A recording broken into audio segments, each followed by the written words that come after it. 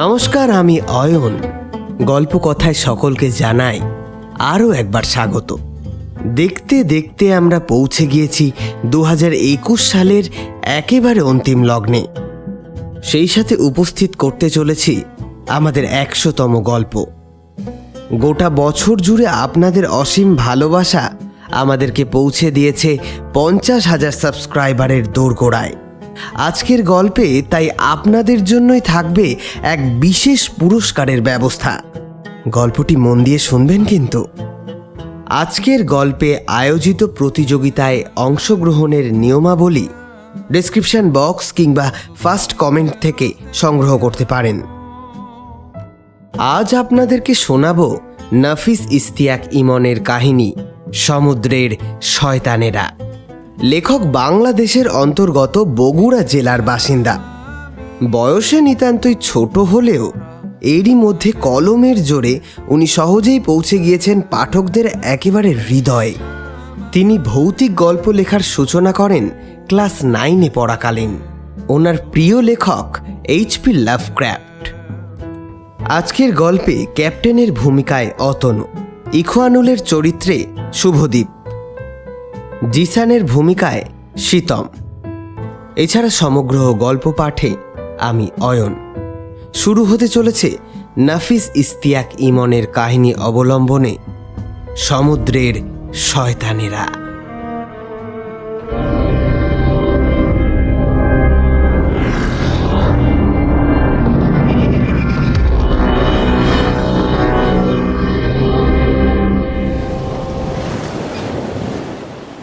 এসব কি হচ্ছে স্যার? জাহাজটাই বা এত দুলছে কেন? ওদিকে লোকে বলা বলি করছিল কেউ একজন নাকি জলের নিচ থেকে প্রকাণ্ড একটা সুর উঠে আসতে দেখেছে। ঈশ্বর, তিনি জেগে উঠেছেন। সত্য সত্য প্রমাণিত হয়েছে আমার পূর্বপুরুষদের ভবিষ্যৎবাণী। এই জাহাজ থেকে একটা প্রাণও বেঁচে ফিরতে পারবে না। না, একটা প্রাণও না। বেঁচে ফিরতে পারবো না? কি আবোল তাবোল বকছেন স্যার? আমার তো মনে হয় লাইফ বোটগুলিকে এই মুহূর্তে প্রস্তুত করে ফেলা উচিত। যথেষ্ট পরিমাণে আছে সেগুলি। তাছাড়া খাবার দাবারেরও তো অভাব নেই। মূর্খ হয়ে গেছো তুমি, মূর্খ। ভেবেছো বেঁচে ফিরতে পারবে এখান থেকে? না না না, এতদিন পর রক্ত মাংসের গন্ধ পেয়েছেন তিনি। কিছুতেই হাতছাড়া করবেন না নিজের শিকার, কিছুতেই না। কার কথা বলছেন? কে জেগে উঠেছে স্যার? কার কথা বলছি বুঝতে পারছো না? হ্যাঁ, বুঝতে পারছো না নাকি? বুঝেও না বোঝার ভান করছো? তা বেশ করো, আরো বেশি করে করো। অভিনয় যা করার আছে সব শেষবারের মতো করে নাও। কিছুক্ষণ পরই তো। কথা থামিয়ে গলায় হাত দিয়ে জিভ বার করে একটা অদ্ভুত ভঙ্গি করলেন ক্যাপ্টেন। মধ্যবয়স্ক এই লোকটার কথাগুলো যে পাগলের প্রলাপ তাতে কোনো সন্দেহ নেই। নিজের উপরেই প্রচণ্ড রাগ হলো আমার। কেন যে এই পাগলটার সহকারী হয়ে এলাম এই জাহাজে? তবে এইসব ভাববার মতো সময় এখন নেই আমার হাতে। বিজ্ঞান কাউন্সিলের প্রধান স্বয়ং রয়েছেন এই জাহাজে। যে করেই হোক তিনি এবং তার 3 সঙ্গীকে অক্ষত দেহে পৌঁছে দিতে হবে গন্তব্যে। তবে অবাক করা ব্যাপার হলো, সঙ্গে করে কোনো নিরাপত্তা রক্ষীকে আনেননি বিজ্ঞানীরা। গার্ড বা ওই ধরনের কেউ থাকলে আমার কাজটা সহজ হয়ে যেত অনেক। আজ সকাল নাগাদ বিজ্ঞান কাউন্সিলের তরফ থেকে একটা মেইল আসে আমাদের জাহাজের ক্যাপ্টেনের কাছে। সংক্ষিপ্ত সেই মেইলে জানানো হয় আর কিছুক্ষণের মধ্যেই নাকি বিজ্ঞান কাউন্সিলের 4 জন প্রতিনিধি যোগাযোগ করবেন আমাদের সাথে। তাদেরকে যেন বিনা প্রশ্নে থ্রিল আইল্যান্ডে পৌঁছে দেওয়া হয়। তবে বিজ্ঞান কাউন্সিলের প্রধান যে স্বয়ং আসবেন, মেইলে তেমন কোনো কথার উল্লেখ ছিল না। খবরটা রিসিভ করার 40 মিনিটের মধ্যেই 4 জন ভারিক্কি চেহারার মানুষ এসে দাঁড়ালো আমাদের জাহাজ ড্যাফোডিলসের ডেকে। তাদের মধ্যে থেকেই নেতা গোছের একজন ক্যাপ্টেনের দিকে এগিয়ে এসে নিচু স্বরে বললেন, আমি ম্যাথুয়েল ম্যাক, বিজ্ঞান কাউন্সিলের প্রধান। আপনি কি ড্যাফোডিলস জাহাজের ক্যাপ্টেন? আমাদের পাঠানো মেলটি দেখেছেন? হ্যাঁ স্যার। তো মিস্টার ক্যাপ্টেন, থ্রিল আইল্যান্ডে পৌঁছাতে আমাদের কতটুকু সময় লাগবে? এই ধরুন ঘন্টা 3। ওকে, দেন লেটস গো। কাজেই গুরুত্বপূর্ণ এবং অত্যন্ত গোপনীয় কোনো মিশনেই যে এই দিকটায় এসেছেন তারা, সেটা বলার আর অপেক্ষা রাখে না। বর্তমানে 4 জন বিজ্ঞানী ছাড়াও আমি, ক্যাপ্টেন এবং 15 জনের একটি দল রয়েছে এই জাহাজে। বিজ্ঞানীরা অবশ্য খালি হাতে আসেননি, সঙ্গে করে বাক্সবন্দি কিছু একটা নিয়ে এসেছেন তারা। কে জানে কী জিনিস আছে বাক্সটায়। এইসব ভাবতে ভাবতে বাইরের ডেকে এসে দাঁড়ালাম। সামনে জিসানকে দেখতে পেলাম, রেলিং ধরে ঠায় দাঁড়িয়ে রয়েছে। একটানা সমুদ্রের দিকে তাকিয়ে কি যেন দেখার চেষ্টা করছে সে। এই জাহাজের যান্ত্রিক বিষয়গুলো জিসানই দেখাশোনা করে। অত্যন্ত ভালো ছেলে সে। পায়ে পায়ে তার দিকে এগিয়ে গেলাম। হ্যালো বন্ধু, র্যাডারে কি কিছু ধরা পড়েছে? কোনো যান্ত্রিক ত্রুটি বা এরকম কিছু? আমার প্রশ্ন শুনে জিসানের মুখটা কালো হয়ে গেল। স্পষ্টভাবে কিছু না বললেও হাবে ভাবে ঠিক বুঝলাম এ সম্পর্কে কিছু বলতে সে নারাজ। পরিবেশটা হালকা করতে প্রসঙ্গ পাল্টে ফেলতে হলো আমাকে। গলার স্বর নামিয়ে প্রশ্ন করলাম, আচ্ছা জিসান, লোকে যে সুঁড়ের কথা বলা বলি করছিল তা কি সত্যি? জিসানের মুখ থেকে আওয়াজ নয়, যেন গোঙানি বেরিয়ে এলো। আমার দিকে তাকিয়ে অপ্রকৃতস্থ কণ্ঠে বলল, আরে আমি নিজের চোখে দেখেছি সেটাকে। বেশিক্ষণ জলের উপর ছিল না অবশ্য, এই কয়েক সেকেন্ড যাবৎ ছিল। দেখতে অনেকটা অক্টোপাসের সুরের মতন, বুঝলে? তবে আকারে... কথা শেষ করতে পারে না জিসান। ইঞ্জিন রুম থেকে ডাক আসে তার। ড্যাফোডিলসের ইঞ্জিনে কি একটা নাকি সমস্যা হয়েছে। হন্তদন্ত হয়ে সেই দিকেই ছুটে গেল ছেলেটা। আমি ভাবতে থাকলাম সুঁড়ের বিষয়টা নিয়ে। ব্যাপারটা কিছুতেই মাথা থেকে বেরোচ্ছে না। জিসান আর যাই হোক মিথ্যে কথা বলার ছেলে না। হঠাৎ করেই বিদ্যুতের ঝলকের মতো একটা সম্ভাবনা মাথায় খেলে গেল। আচ্ছা, এমন কি হতে পারে না পৃথিবীর সৃষ্টি লগ্ন থেকে প্রাগৈতিহাসিক কোনো জীব বসবাস করছে এই মহাসমুদ্রের অতলে, যার কথা হয়তো এখনো আধুনিক বিজ্ঞানীরা জেনে উঠতে পারেনি, কিংবা জেনে থাকলেও তারা সাধারণ মানুষের থেকে সেটা গোপন করে গিয়েছে। তাই যদি হয় তাহলে এতদিন কেন আত্মপ্রকাশ করেনি সেই মহাজাগতিক জীব? আজ হঠাৎ পৃথিবীতে উঠে আসার চেষ্টাই বা কেন করছে? ওদিকে ক্যাপ্টেনের কথাগুলোরই বা অর্থ কী? তার জনৈক পূর্বপুরুষেরা কি ভবিষ্যৎবাণী করে গিয়েছিলেন?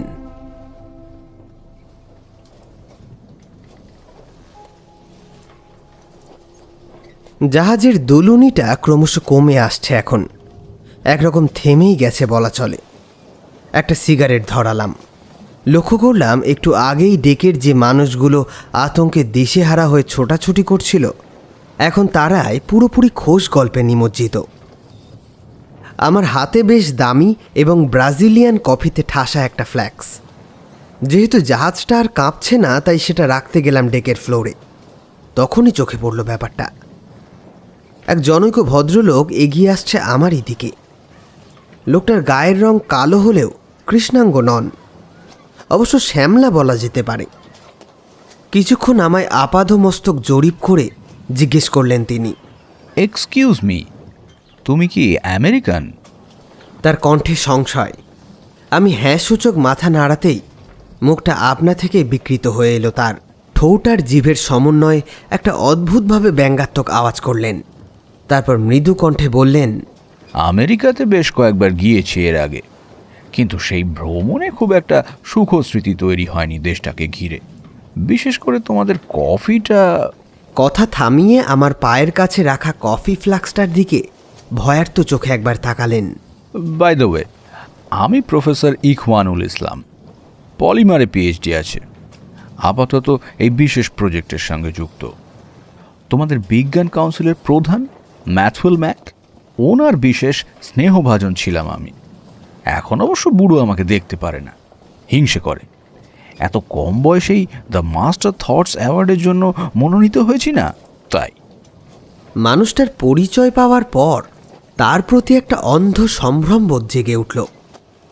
হ্যান্ডশেক করার জন্য হাত বাড়াতে বাড়াতে বললাম, আপনার সাথে পরিচিত হয়ে সুখী হলাম স্যার। এ বাবা, পরিচিত হলাম কখন? সবে তো নাম টাম বললাম আমার। মানুষের পরিচয় বুঝি তার নামে লেখা থাকে? প্রফেসর শান্ত অথচ শানিত কণ্ঠে বললেন। তারপর সরু দৃষ্টিতে অবলোকন করে আমার মনের অবস্থা বুঝতে চাইলেন। তার কথায় যে আমি আহত হয়েছি এই ব্যাপারটা বুঝতে পেরেই প্রফেসরের কণ্ঠ নরম হয়ে এলো। অবশ্য তোমার সাথে পরিচিত হতে বিশেষ অসুবিধে নেই আমার, কিন্তু সেই জন্য আমাকে যে একটা কথা দিতে হবে ভাই। কি কি কথা স্যার? ভয় ভয় জিজ্ঞেস করলাম। প্রথমত এসব স্যার ট্যার ডাকা চলবে না আমাকে, ঠিক আছে?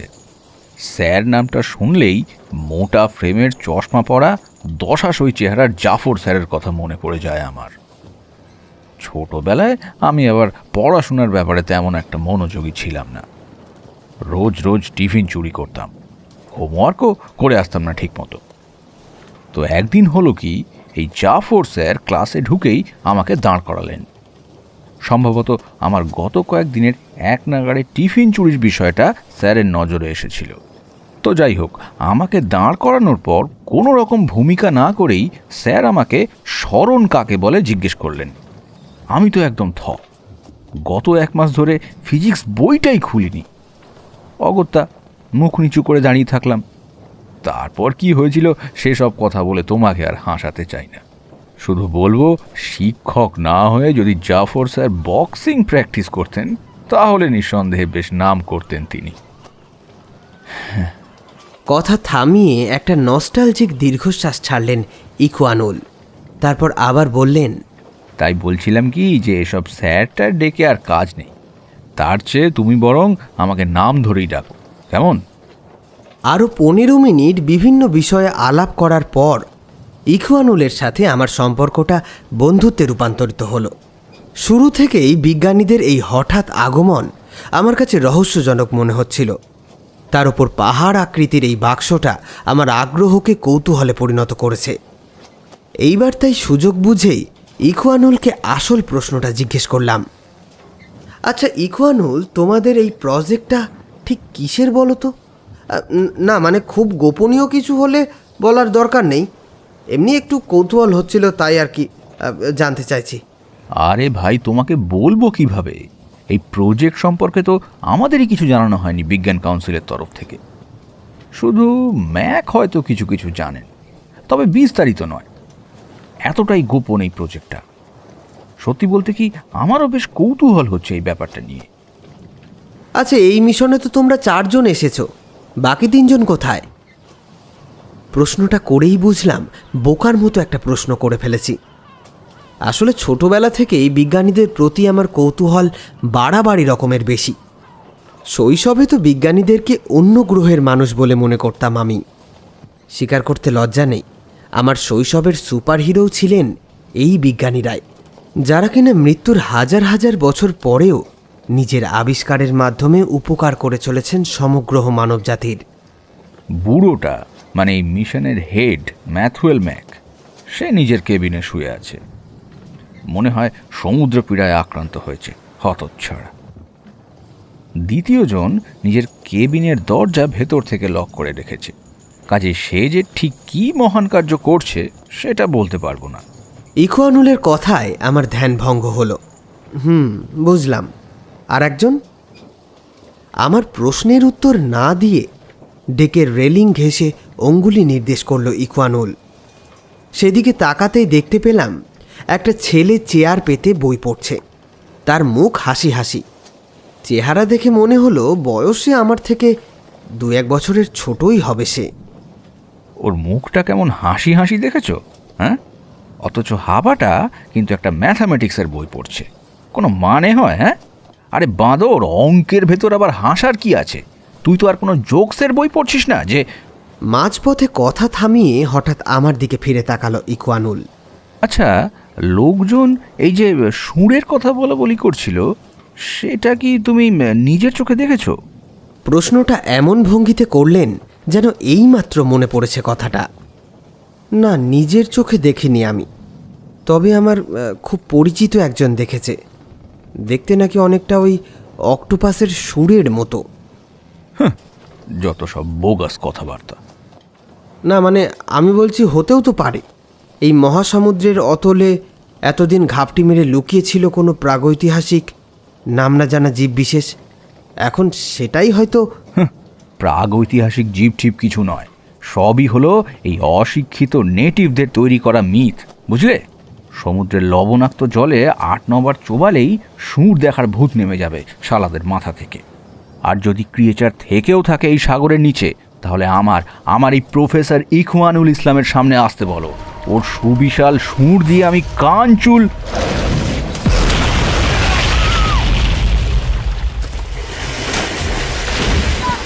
কথাটা শেষ করতে পারলেন না প্রফেসর, তার আগেই ভীষণভাবে পুনরায় কেঁপে উঠল জাহাজটা। কাঁপুনির মাত্রাটা এইবার এতই বেশি যে আমি আর প্রফেসর দুইজনেই প্রায় ছিটকে পড়ে গেলাম ডেকের ফ্লোরে। এতক্ষণ গল্পে মগ্ন থাকা মানুষদের ভেতর মুহূর্তেই একটা আলোড়ন সৃষ্টি হয়েছে। সবাই প্রাণপণে নিরাপদ কোনো গন্তব্যের উদ্দেশ্যে দৌড়তে শুরু করলো। একটু আগে যে তরুণ বিজ্ঞানীটা বই পড়ছিল তাকে দেখলাম হতবুদ্ধি হয়ে দাঁড়িয়ে রয়েছে রেলিং ধরে, জামা কাপড়ে লেপ্টে রয়েছে ধূসর ধুলো। আমাদের মতোই ঝাঁকুনি খেয়ে পড়ে গিয়েছিল বোধহয়। তার হাতের বইটাকে আর কোথাও দেখতে পেলাম না, সাগরে ভেসে গিয়েছে হয়তো। এমন দুঃসময়েও কেন জানি না হাসি পেল আমার। খানিক বাদেই সংবিত ফিরতেই ছুট লাগালাম জাহাজের অপর প্রান্তে। লাইফবোটগুলি নিশ্চয়ই এতক্ষণে প্রস্তুত হয়ে গিয়েছে।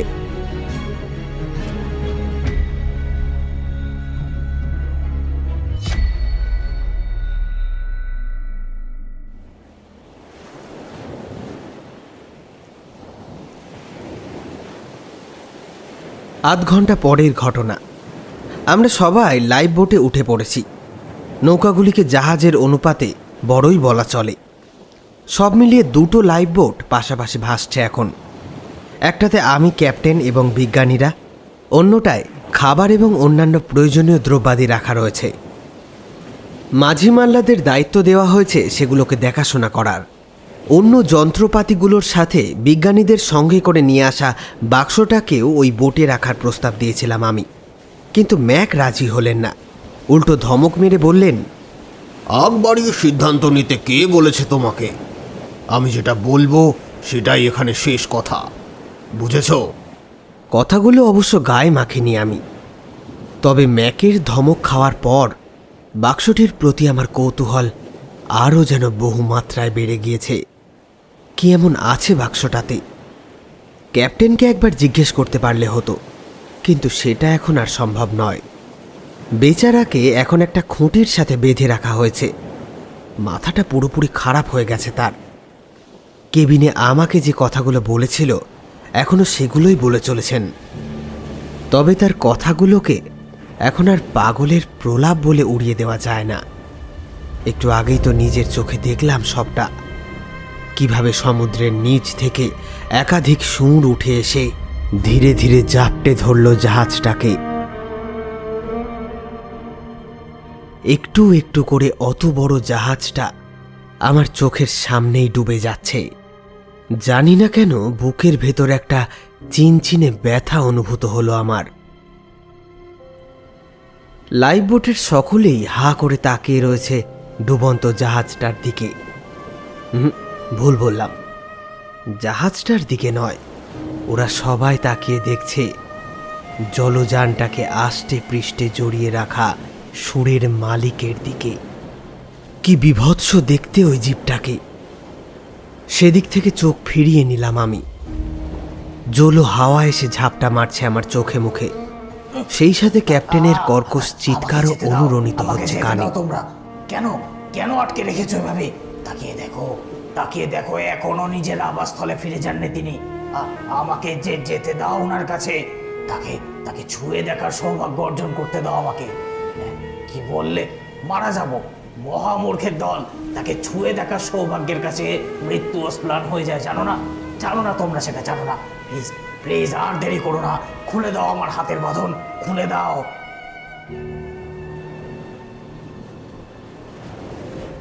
ক্রমশ পরিস্থিতির অবনতি ঘটছে ক্যাপ্টেনের। হাত বাঁধা অবস্থাতেও নৌকার শক্ত পাটাতনের ওপরে মাথা ঠুকে ঠুকে ফাটিয়ে ফেলেছে।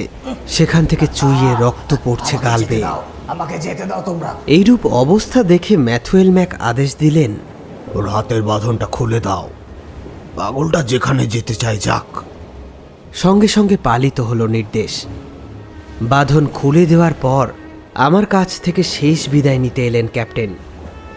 আমার হাত দুটো চেপে ধরে কিছুক্ষণ তাকিয়ে রইলেন মুখের দিকে।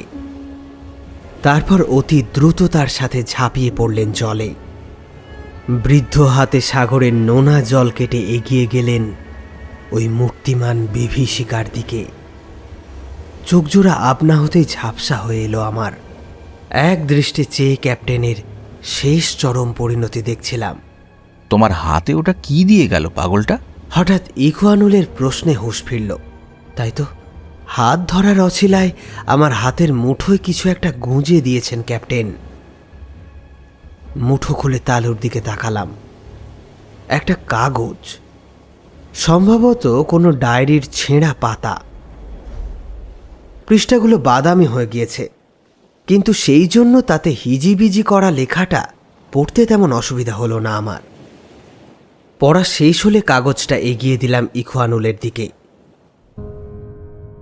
আজ আমরা মানুষরা যা পাপ করলাম তাতে পরম দয়ালু ঈশ্বরও আমাদের ক্ষমা করবেন কিনা জানি না। এখনো সবকিছু স্বপ্নের মতো মনে হচ্ছে। তার পবিত্র দেহটা যখন জাহাজ থেকে ফেলে দেওয়া হচ্ছিল তখন শত চেষ্টা করেও চোখের জল আটকাতে পারিনি আমি।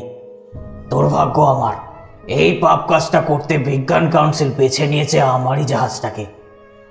ঈশ্বর, মানব জাতিকে ক্ষমা করুন। একদিন ওরা নিজেদের ভুল ঠিকই বুঝতে পারবে, ঠিক পারবে।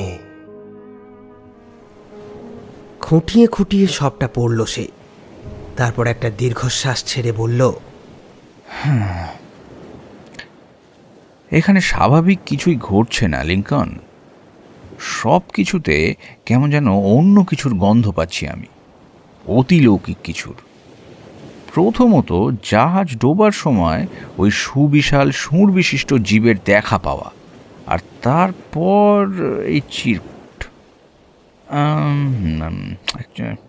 তোমার কাছ থেকে এক প্রকার বাধ্য হয়েই একটা ঘটনা আড়াল করতে হয়েছে আমাকে। কি ঘটনা? ব্যাপারটা তোমার আগে আর কাউকেই বলা হয়নি, বলা ভালো, বলতে চাইনি। কিন্তু এখন এই এত কিছুর পর বিষয়টা আর আড়াল করে লাভ নেই, তাই সংক্ষেপে বলছি। শোনো, জাহাজ তখন ডুবতে চলেছে, সশব্দে বেজে চলেছে সতর্ক সাইরেন। সবাই হন্তদন্ত হয়ে ছুটছে লাইফ বোটের দিকে। আমার হঠাৎ খেয়াল হলো, টডকে তো দেখতে পাচ্ছি না কোথাও।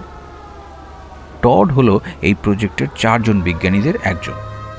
ম্যাকের পর আমাদের ভেতর বয়সে সবচেয়ে প্রবীণও তিনি। এই দাঁড়াও দাঁড়াও, তখন ডেকে আমাকে এর কথাই তো বলেছিলে তুমি। ইনি কি সেই নিজের কেবিনে দরজা বন্ধ করে বসেছিলেন তুমি শত ডাকাডাকি করা সত্ত্বেও? হ্যাঁ, তাই এই টডকে ডাকার জন্য ত্রস্ত পায়ে তার কেবিনে পৌঁছে গেলাম। আগের মতোই অনেকক্ষণ ডাকাডাকি করার পরেও দরজা খুললেন না টড। এদিকে জাহাজ ডুবতে চলেছে, লোকজনের ভয়ার্ত চিৎকার কানে আসছে থেকে থেকে। অধৈর্য হয়ে উঠলাম আমি। দরজাটা ভাঙতে যাব এমন সময় একটা বিষয় নজরে এলো আমার।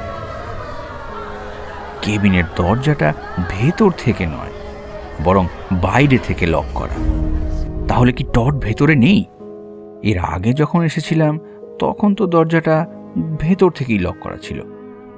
তাহলে কৌতূহলবশত কেবিনের ভেতরে ঢুকলাম। একটা কম পাওয়ারের বাল্ব চলছে ভেতরে। সেই আলোয় অস্পষ্টতা তো কাটছেই না, তার বদলে অন্ধকারটাকেই যেন আরো ভালোভাবে দেখতে পাচ্ছি। আন্দাজে হাওয়ায় হাত চালালাম আমি। সুইচ বোর্ডটা কাছে পিঠেই কোথাও থাকার কথা। ঠিক এই সময় স্পর্শ পেলাম ওটার। কেমন যেন ঠান্ডা একটা অনুভূতি হলো প্রথমে। কেবিনের দরজাটা খোলা থাকায় সেখান দিয়ে সামুদ্রিক বাতাস ঢুকে খুব সহজেই দোলাতে পারছে বস্তুটাকে। তখনও বুঝতে পারিনি যে জিনিসটা আর কিছুই নয়, একজন সাবেক মানুষের লম্বাটে 2 পা সিলিং থেকে ঝুলছে, অর্থাৎ আত্মহত্যা করেছেন শতাব্দীর শ্রেষ্ঠতম বিজ্ঞানীদের একজন, উইলিয়াম টড। তার মুঠো করা হাতে তখনও ধরা রয়েছে এক টুকরো কাগজ। হাতে গোনা কয়েকটা শব্দ লেখা আছে তাতে, মন খারাপ করো না ম্যাক, এটাই হওয়ার ছিল। মানুষের কৃতকর্মের শাস্তি তো আমাদের পেতেই হবে, তাই না? লেখাটা পড়ে আমার একটা খটকা লাগলো। টডের কেবিনের দরজা বাইরে থেকে লক করা, অর্থাৎ আমার আগেও কেউ একজন এসেছিল এখানে, আর টডের দেহটাকেও দেখেছিল সম্ভবত। কে হতে পারে? উত্তরটা খুব বেশি কঠিন না, ম্যাথুয়েল ম্যাক। হ্যাঁ, ম্যাথুয়েল ম্যাক। আমার আগে ম্যাথুয়েল ম্যাকই এসেছিল এই কেবিনে। কিছুক্ষণ আগেই তাকে এদিকে আসতে দেখেছি আমি, যদিও তখন ব্যাপারটাকে আমি তেমন আমল দিইনি। এখন প্রশ্ন হচ্ছে, এই ম্যাথুয়েল ম্যাক যদি এই কেবিনে এসে থাকেন, তাহলে নিশ্চয়ই টডের মৃতদেহটাকেও দেখেছিলেন। তবে অন্ধকারের জন্য হয়তো তিনি এই চিরকুটটা দেখতে পাননি। তাই যদি হয়, তাহলে টডের মৃত্যু সম্পর্কে আমাদের কিছু জানাননি কেন ম্যাক? কেন সত্য প্রকাশের ভয় পাচ্ছেন তিনি? আমাদের এই প্রজেক্টের সাথে কি সেই সত্যের কোনো সম্পর্ক আছে? বাক্সবন্দি করে থ্রিল আইল্যান্ডে কি পাঠাচ্ছে বিজ্ঞান কাউন্সিল? এসব ব্যাপারে কিচ্ছু জানি না আমরা, কিচ্ছু না, জাস্ট নাথিং। ইখওয়ানুল নিজের বক্তব্য শেষ করল। চুপ করে রইলাম আমি। কথা বলার ভাষা যে হারিয়ে ফেলেছি।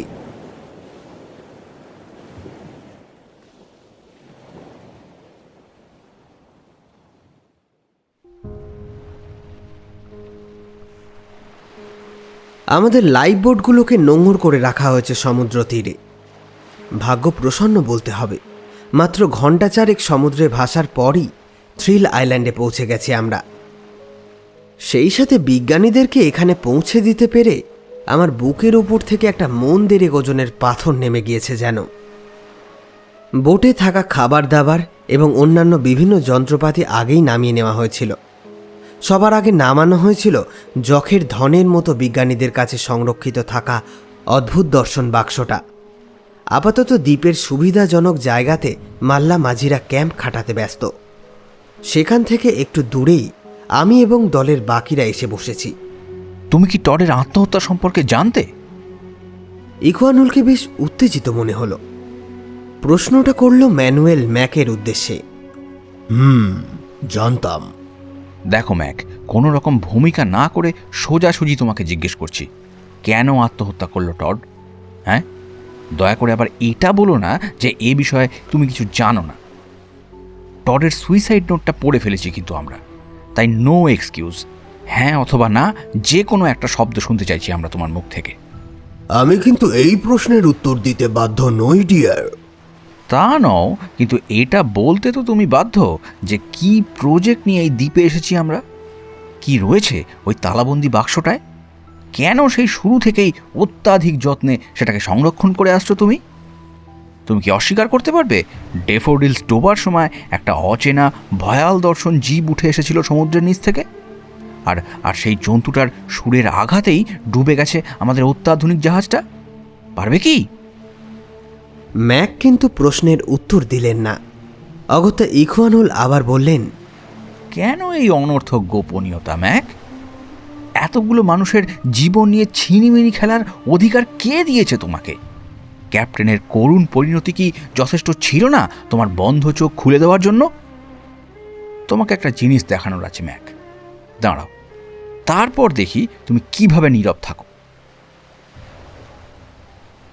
আমাকে ক্যাপ্টেনের চিরকুটটা দাও তো। আমার হাত থেকে জিনিসটা প্রায় ছিনিয়েই নিল সে। তারপর বাদামি কাগজটা এগিয়ে দিল ম্যাকের দিকে। কাঁপা কাঁপা হাতে সেটা গ্রহণ করলেন তিনি। তবে লেখাগুলো পড়ে মুখ কালো হয়ে গেল তার। কি হলো, চুপসে গেলেন কেন স্যার? ভয় পাচ্ছেন? মানব জাতির করা পুরনো কোনো পাপের শাস্তি পাওয়ার ভয়? সামুদ্রিক হাওয়া শব্দ তরঙ্গগুলোকে বয়ে নিয়ে গেল অনেক দূরে। এই অযাচিত কোলাহলে নাম না জানা তরুণ বিজ্ঞানীটিকে বেশ বিরক্তই মনে হচ্ছিল। আমাদের জটলা থেকে একটু দূরেই সরে অবস্থান করছিল সে। হয়তো হই হট্টগোল তার বিশেষ পছন্দ নয়। ছেলেটা এখন আর একটা বই পড়ছে দাঁড়িয়ে দাঁড়িয়ে। ইকুয়ানুলের মতো সমুদ্রের বালু গায়ে মাখতে তার বোধহয় ঘোর আপত্তি। তীক্ষ্ণ দৃষ্টিতে তাকিয়ে বুঝলাম এই বইটা আমার পরিচিত। ইউনিভার্সিটিতে থাকাকালীন বেশ কয়েকবার পড়েছি। স্টিফেন হকিংসের লেখা a brief history of time. তোমরা যদি চাও তাহলে সবটা খুলে বলতে কোনো আপত্তি নেই আমার। তবে মনে রেখো, এই যে এত প্রাইভেসি, এত রাগঢাক, এসব কিন্তু এমনি এমনি নয়। এর যথেষ্ট যুক্তিসঙ্গত কারণ আছে। মানব ইতিহাসের এমন এক অন্ধকার অধ্যায়ের সাথে সম্পর্কিত আমাদের এই প্রজেক্ট এবং জাহাজের ঘটনাটা, যেটা জানলে তোমাদের পরিণতি হবে মৃত্যুর চেয়েও ভয়ানক। আমার পরের কথাগুলো হয়তো দুঃস্বপ্ন হয়ে আজীবন বাজবে তোমাদের কানে। তাই বলছিলাম, কি প্রয়োজন এসবের? এই তোমার জ্ঞান কপচানো বন্ধ করো তো ম্যাক, সবটা খুলে বলো আমাদের, তারপর যা হয় দেখা যাবে। যেমন তোমাদের ইচ্ছে। শোনো তাহলে। আজ থেকে 40 বছর আগে মানব ইতিহাসে প্রথমবারের মতো নিজ গ্যালাক্সির বাইরে কোনো উন্নত মস্তিষ্কের জীবের সাথে পরিচয় ঘটে মানুষের। অ্যান্ড্রোমিডা গ্যালাক্সির সবচেয়ে বুদ্ধিমান প্রাণী নেজাজিয়ানদের সাথে যোগাযোগ করতে সমর্থ হয় মানুষেরা। সেই সাথে ওদের আমন্ত্রণ জানানো হয় এই পৃথিবীতে। বলা হয় সৃষ্টি রহস্য উন্মোচনের স্বার্থে নেজাজিয়ান আর মানুষ, এই দুই সম্প্রদায়ের যৌথ গবেষণা একান্ত প্রয়োজনীয়। যত দ্রুত সম্ভব তারা যেন রওনা হয় পৃথিবী নামক অসম্ভব সুন্দর গ্রহটির উদ্দেশ্যে। সমগ্র মানব জাতি তাদের স্বাগত জানাতে একেবারে উন্মুখ হয়ে আছে। হলেও তেমনটাই। মানুষের ডাকে সাড়া দিয়ে ঠিক এর 8 বছর পর পৃথিবীতে পা রাখে 12 জন নেজাজিয়ানের একটি প্রতিনিধি দল। বলা বাহুল্য, তারা সবাই ছিল তাদের গ্রহের এক একটা মাস্টারপিস। আর একটা কথা এখানে বলে রাখা প্রয়োজন। তৎকালীন বিজ্ঞান কাউন্সিলের কর্তা ব্যক্তিরা একটা বিষয় নিয়ে খুব সন্দিহান ছিলেন। তারা বুঝতে পারছিলেন না ভিন গ্রহীদের এই হঠাৎ আগমনকে কেমন চোখে দেখবে পৃথিবীর সাধারণ মানুষেরা। ফলত কয়েক দফা রুদ্ধদ্বার বৈঠক শেষে সিদ্ধান্ত নেওয়া হলো ব্যাপারটাকে সর্বসাধারণের কাছ থেকে গোপন রাখা হবে। বিজ্ঞান কাউন্সিলের সদস্য দেশগুলোর রাষ্ট্রপ্রধানেরা ছাড়া আর কেউই জানবে না। এই যৌথ গবেষণা সম্পর্কে মানুষ সম্পূর্ণ অন্ধকারেই থাকবে। পূর্ব পরিকল্পনা মতনই নেজাজিয়ানদের ল্যান্ড করার জায়গাটা ঘিরে রাখা হলো প্রবল নিরাপত্তা বেষ্টনীতে। কোনো ঝামেলা ছাড়াই আলাস্কার বরফ মাখা মাটিতে ল্যান্ড করল নেজাজিয়ানদের স্পেসশিপ। এর কিছুদিন পরেই মানুষ এবং নেজাজিয়ানদের সমন্বয়ে একটা বিশেষ প্যানেল গঠন করা হলো, যেটার প্রধান বানানো হয়েছিল জারাস নামের একজন নেজাজিয়ানকে। এই ঘটনাকে নেজাজিয়ানদের প্রতি স্বাগতিক মানুষদের একটা শ্রদ্ধা নিবেদন বলা যেতে পারে। যাই হোক, গবেষণা শুরু হলো। আমি তো আর গবেষণাপত্র লিখছি না, তাই যতটুকু সম্ভব সংক্ষেপে বলছি সবটা। এই গবেষণার প্রধান উদ্দেশ্য ছিল একটা এমন যন্ত্র বানানো যেটা সময়কে নিয়ন্ত্রণ করতে পারবে। সহজ ভাষায় যাকে বলা হয় টাইম মেশিন। টাইম মেশিন বানানোটা তো আর মুখের কথা নয়। যদি দলটা সত্যি সত্যি টাইম মেশিন বানিয়েও ফেলতো, তাহলে প্রকৃতির এতদিন ধরে তিল তিল করে তৈরি করা সমস্ত জাগতিক নিয়ম তাসের ঘরের মতো ভেঙে পড়ত। মানুষ অথবা নেজাজিয়ানরা কেউই অবশ্য এই বিষয়ে বিশেষ চিন্তিত ছিল না। প্রকৃতি জাহার নামে যাক, তাতে ওদের কি? ওদের তো টাইম মেশিন বানানো নিয়ে কথা। যাই হোক, মূল প্রসঙ্গে ফিরে আসি। এর আগেও বেশ কয়েকবার টাইম মেশিন বানানোর চেষ্টা করেছিল মানুষেরা, তবে তারা সফল হতে পারেনি। সফল যে হয়নি তার কারণ হলো টাইম ট্রাভেল তাত্ত্বিকভাবে সম্ভব হলেও বাস্তবিক অর্থে প্রায় অসম্ভবের কাছাকাছি। কিন্তু এবার যেহেতু নেজাজিয়ানরা সঙ্গে আছে, তাই মানুষেরা ছিল অতীব আত্মবিশ্বাসী। তবে টাইম মেশিন বানানোর মূল উদ্দেশ্য কিন্তু ভবিষ্যৎ বা অতীতে বিচরণ করা ছিল না। সৃষ্টির শ্রেষ্ঠ জীবেরা নিজেদের মূল খুঁজতে চেয়েছিল টাইম মেশিন ব্যবহার করে। তাদের উদ্দেশ্য ছিল টাইম মেশিনের সাহায্যে পৌঁছে যাবে সেই সময়ে যখন জীবনের সূত্রপাত ঘটানোর জন্য আলাদাভাবে প্রস্তুতি নিচ্ছে পৃথিবীর পরিবেশ। তারা জানতে চেয়েছিলেন সত্যি কি স্বয়ংক্রিয়ভাবে জীবনের সৃষ্টি হয়েছে, নাকি এর পেছনে অচেনা অপরিচিত কোনো শক্তির উপস্থিতি, যার জন্ম অন্য জগতে। যতই সময় গড়াতে লাগলো ততই দীর্ঘ থেকে দীর্ঘতর হলো গবেষণা। মানুষেরা ভেবেছিল নেজাজিয়ানরা জ্ঞানে বিজ্ঞানে তাদের চেয়ে অন্তত অনেক শতাব্দী এগিয়ে আছে। কিন্তু গবেষণা করতে গিয়ে পৃথিবীর বিজ্ঞানীরা দেখলেন কিছু কিছু ক্ষেত্রে নেজাজিয়ানরা এগিয়ে আছেন বটে, তবে মানুষেরা তাদের থেকে খুব একটা পিছিয়ে নেই। নিদেনপক্ষে নেজাজিয়ানরা যে মানুষের চেয়ে শ্রেষ্ঠ এমনটা বলার খুব বেশি যুক্তিসঙ্গত কারণ খুঁজে পাওয়া গেল না। আরো বছর 10 অবিরত গবেষণা চালানোর পরও যখন সময় সমীকরণ সমাধান করার প্রাথমিক পর্যায়েও পৌঁছাতে পারল না দলটা, এমন সময় নেজাজিয়ানদের ক্যাপ্টেন জারাস একটা সেমিনারের আহ্বান জানালেন। সবাই ভাবল এবার বুঝি একটা ভালো খবর শুনতে পাওয়া যাবে। কিন্তু সেমিনারে গিয়ে এই আশাবাদী মানুষদের হতাশ হতে হলো পুরোপুরি। নেজাজিয়ানরা যেহেতু অ্যান্ড্রোমেডা নক্ষত্রপুঞ্জের বাসিন্দা, তাই স্বাভাবিকভাবেই তাদের ভাষা ছিল পৃথিবীর প্রচলিত সমস্ত ভাষার থেকেই আলাদা। সেই কারণে মানুষেরা ওদের সাথে কথাবার্তা বলছিল টেলিপ্যাথি কমিউনিকেশন সিস্টেমের সাহায্যে। এই প্রক্রিয়ায় সাবজেক্টের নিউরনের সাথে এক বিশেষ ধরনের কেবিল যুক্ত থাকে, যেটা বিভিন্ন ফ্রিকোয়েন্সি রিড করতে পারে এবং সেটাকে সাধারণ ডেটায় ট্রান্সলেট করে উপস্থাপন করতে পারে অবজেক্টের সামনে। জারাসের থেকে টেলিপ্যাথির মাধ্যমে মানুষেরা জানতে পারে নেজাজিয়ানরা এই গবেষণা অপূর্ণ রেখেই ফিরে যেতে চাইছে নিজেদের গ্রহে। বিরক্ত হয়ে মানুষের তরফ থেকে জিজ্ঞেস করা হয় তাকে, তাহলে আমাদের এই প্রজেক্টের কি হবে জারাস? উত্তরে অতি বিনয়ের সাথে জারাস জবাব দেয়, দেখুন স্যার, সব কিছু জানার অনুমতি দেওয়া হয়নি আমাদের। সেই চেষ্টা করাটাও একটা বিরাট বড় বোকামি। করার ছিল না কিছুই।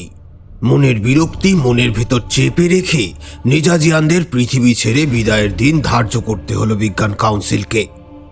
কারণ সর্ববিষয়ে আপোষহীন এবং অত্যন্ত প্রভাবশালী এই সংগঠন জানে মানুষেরা যখন সামান্য নিউক্লিয়ার এনার্জিকে আরো উন্নত করতে ব্যস্ত, ঠিক সেই সময় অ্যান্টিম্যাটার বোমার বানিয়ে ফেলেছে ভীষণ বিভৎস আর কদাকার দেখতে এই ভিন গ্রহের অধিবাসীরা।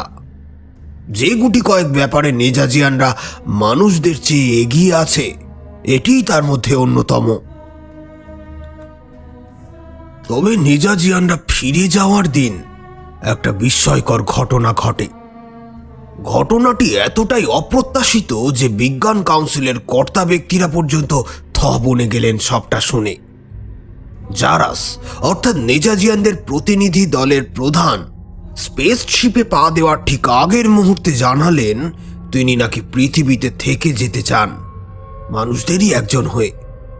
বাকি জীবনটা মানবজাতির কল্যাণের জন্য সম্পূর্ণরূপে বিনিয়োগ করতে চান নিজেকে। বাকি নেজাজিয়ানরা এমন হঠকারী সিদ্ধান্তে রাজি ছিল না কিছুতেই। বিশেষ করে জারাসের মতো এমন একজন প্রতিভাবান বিজ্ঞানীকে হাতছাড়া করা তাদের গ্রহের জন্য অপূরণীয় ক্ষতি। কিন্তু জারাসের দৃঢ়তার সামনে বাকিদের গাঁইগুই ধোপে টিকল না বেশিক্ষণ। একজন সদস্যকে ফেলে রেখেই অ্যান্ড্রোমিডার উদ্দেশ্যে মহাকাশে উড়ল হাইপার ড্রাইভ প্রযুক্তি ইনস্টলকৃত বিশেষ ধরনের স্পেসশিপটা। নেজাজিয়ানরা চলে যাওয়ার পর তাদের সম্পর্কে বিশেষ ধরনের কিছু গুজব ছড়িয়ে পড়ল বিজ্ঞান মহলে। শোনা যায় নেজাজিয়ানরা চলে যাওয়ার আগে নাকি বন্ধুত্বের নিদর্শন স্বরূপ বিশেষ একটা বস্তু চেয়েছিল বিজ্ঞান কাউন্সিলের কাছ থেকে। বিনিময়ে তারা মানব জাতিকে দিতে চেয়েছিল অ্যান্টিম্যাটার বোমার বানানোর ফর্মুলা। যদিও আমার মনে হয় এসব কিছু স্রেফ গুজব। আমি নিজে বিজ্ঞান কাউন্সিলের প্রধান হওয়ার সমস্ত নথিপত্র ঘেঁটে দেখেছি, এমন কোনো ঘটনার উল্লেখ নেই সেখানে। যাই হোক, প্রসঙ্গে আসি। জারাসকে তখনকার মতো বিজ্ঞান কাউন্সিলের একটা পদ দেওয়া হলো, বিশেষ ধরনের কোয়ার্টারে থাকতেও দেওয়া হলো, তবে গোপনীয়তা বজায় রেখে। প্রথম কয়েকদিন সবকিছু ঠিকঠাকই ছিল। ঘটনাটা ঘটল মাস 3 পর। পৃথিবীর পারিপার্শ্বিক পরিবেশ পর্যবেক্ষণ করতে গিয়ে একটা বড় সড়ো ধাক্কা খেলেন বিজ্ঞানীরা। তারা দেখলেন দীর্ঘক্ষণ একটানা কথা বলার পর থামলেন ম্যাক। পরের অংশটা আমাদের বলা ঠিক হবে কিনা সেটা নিয়েই বোধহয় একটু দ্বিধান্বিত ছিলেন। কি হলো ম্যাক, চুপ হয়ে গেলে কেন? তারপর কি হলো বলো আমাদের। বলছি। তো বিজ্ঞানীরা দেখলেন পৃথিবীর অক্সিজেন লেভেল হঠাৎ করেই ফল করেছে। বেশ খানিকটা কমে গিয়েছে অক্সিজেনের মাত্রা। রাতারাতি যেন একেবারে পাল্টে গিয়েছে পৃথিবীর গঠন। আকস্মিক এই পরিবর্তনের কোনো যুক্তিসহ কারণ খুঁজে পেলেন না তারা। সবচেয়ে পীড়াদায়ক বিষয় হল, বর্তমানে যতটুকু অক্সিজেন মজুদ আছে বায়ুমণ্ডলে, তাতে মানবজাতির বড়জোর আর 50 বছর চলবে। তারপর পৃথিবীর বিজ্ঞানীরা মরিয়া হয়ে উঠলেন এর প্রতিকার সন্ধানে। খাওয়া নেই, ঘুম নেই, সারাদিন শুধু এখানে ওখানে ঘুরে স্যাম্পল কালেক্ট করা আর ল্যাবরেটরিতে এসে সেগুলোর অ্যানালিসিস করা। এই করেই সময় কাটাতে লাগলেন তারা। অনেক চেষ্টা করেও সমস্যার কোনো উৎপত্তি স্থল খুঁজে পাওয়া গেল না। তবুও অসম্ভব প্রাণশক্তিতে ভরপুর এই মানুষগুলো হতাশ হলেন না। একটা না একটা উপায় তারা বার করবেই, না হলে 50 বছর পর বিরান হয়ে পড়বে এই পৃথিবী নামক গ্রহটা। দ্রুত এই বিষয়ক একটা বিশেষ সেমিনারের আয়োজন করল বিজ্ঞান কাউন্সিল। ওই সেমিনারে বিজ্ঞানীরা জানালেন, অনেক প্রচেষ্টার পর পৃথিবীর এনভায়রনমেন্টের এই আচমকা পরিবর্তনের কারণ তারা খুঁজে বার করেছে। MT-209 নামের এই ভাইরাস ছড়িয়ে পড়েছে বিশ্বময়। এই বিশেষ ধরনের ভাইরাস প্রত্যক্ষভাবে মানুষের কোনো ক্ষতি না করলেও উদ্ভিদের ফটোসিনথেসিস করার ক্ষমতা নষ্ট করে দিচ্ছে, যার ফলে বর্তমানে গাছেরা আর অক্সিজেন উৎপাদন করতে পারছে না। বিজ্ঞানীরা আরও লক্ষ্য করলেন, MT-209 নামের এই ভাইরাসটি পৃথিবীর আনাচে কানাচে ছড়িয়ে পড়ছে শাব্দিক দ্রুততার সাথে। ফলত পৃথিবীর বেশিরভাগ উদ্ভিদই এই মুহূর্তে বন্ধা। আশ্চর্যজনক বিষয় হলো, এই ভাইরাসের বায়োলজিক্যাল গঠন বলছে পৃথিবীর ভূপৃষ্ঠে এটার জন্ম হওয়া অসম্ভব। তবে প্রাথমিকভাবে বিজ্ঞানীদের ধারণা এর জন্ম হয়েছে পৃথিবীর কোনো মহাসমুদ্রের অতলে। বিজ্ঞান কাউন্সিলের একজন সক্রিয় সদস্য হওয়ার সুবাদে সেদিনের সেমিনারে জারাস উপস্থিত ছিলেন। বিজ্ঞানীদের কথা শেষ হলে উঠে দাঁড়ালেন তিনি। শান্তভাবে টেলিপ্যাথি হেলমেটটা মাথায় পরলেন। উপস্থিত সবাই ভীষণ অবাক হলেন ওই দৃশ্য দেখে। জারাসের তো এখন বক্তৃতা দেওয়ার কথা নয়, তাহলে? উপস্থিত মহামহিমেরা, আপনারা নিশ্চয়ই জানেন কেন আমি আমার স্বজাতিদের সাথে না গিয়ে থেকে গিয়েছি আপনাদের কাছে। তাই নিজের আপনজন হিসেবেই একটা প্রশ্ন করছি আপনাদের। আমাকে কি আপনারা বিশ্বাস করেন? ভিড় থেকে আশানুরূপ উত্তর না পেয়ে আবার বলতে শুরু করলেন জারাস। পৃথিবীর বিজ্ঞানীরা এই ভাইরাসের কোনো উৎস খুঁজে না পেলেও আমি জানি এই ভাইরাসের উৎপত্তি কোথায়। নিজেদের অজান্তেই অ্যান্ড্রোমেডা থেকে আমরা মেজাজিয়ানরা বয়ে এনেছি এই মারণ ব্যাধিকে। কথাটা শেষ হওয়ার আগেই জারাস লক্ষ্য করলেন মৃদু গুঞ্জন ভেসে আসছে ভিড় থেকে। খুব অল্প সময়ের ভেতর সেই গুঞ্জন কোলাহলে পরিণত হলো। ক্ষুব্ধ বিজ্ঞানীদের উত্তেজিত কণ্ঠে বলা কথাগুলো জারাসের জন্য খুব বেশি সুখকর নয়। আপনারা একটু শান্ত হয়ে বসুন প্লিজ। আমি যা বলছি সেটা মন দিয়ে শুনুন।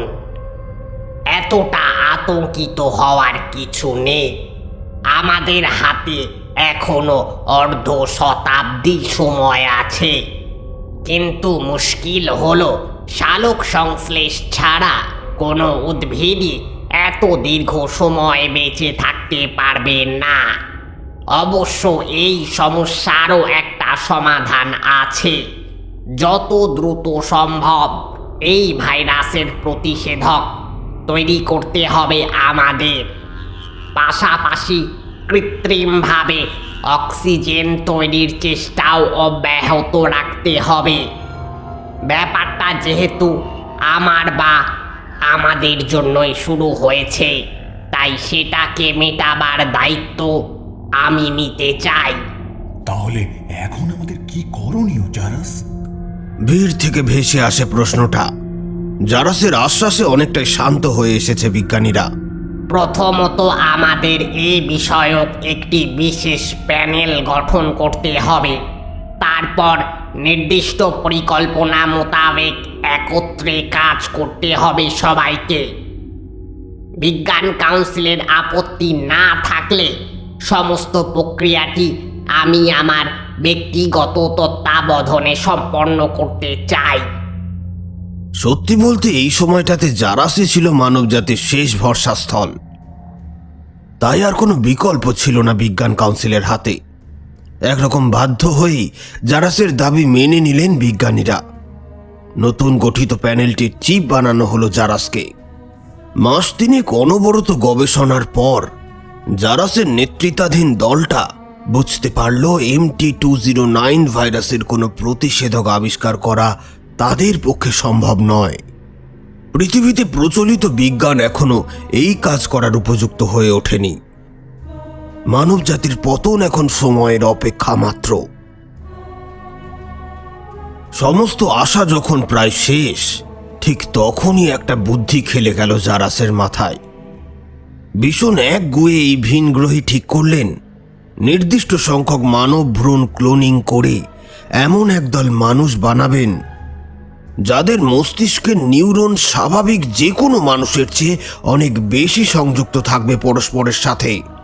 ফলশ্রুতিতে তাদের চিন্তাধারাও থাকবে পরিচ্ছন্ন এবং উন্নত। পরিণত বয়সে পৌঁছে একমাত্র এই মানুষগুলোই বানাতে পারবে MT-209 এর প্রতিষেধক। এই উদ্দেশ্যে ছোট থেকেই তাদের দেওয়া হবে সমস্ত অনুকূল পরিবেশ। শুধু সমস্যা একটাই, এই গবেষণার ফলে কি সাইড এফেক্ট পড়বে অবজেক্টের শরীরে সে সম্পর্কে আগে থেকে কিছুই বলা যাচ্ছে না। আর ক্লোনিং করা শিশুরা সাধারণত বাঁচে না বেশি দিন। এক্ষেত্রে তাই ভাগ্যের উপর নির্ভর করা ছাড়া আর কোনো উপায় নেই।